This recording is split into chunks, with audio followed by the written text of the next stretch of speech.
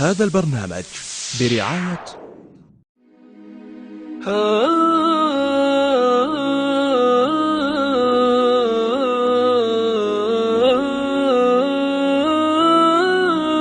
قيمة الإنسان بروحه لا بجسده، فالعبد إذا مات دفن جسده في التراب وصعدت روحه إلى السماء.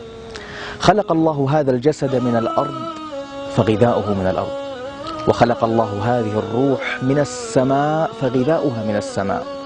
الروح حياة الجسد، والقرآن حياة القلب، وقلب لا قرآن فيه فهو ميت. قال نبيك صلى الله عليه وآله وسلم: الجسد الذي ليس في جوفه شيء من القرآن كالبيت الخرب.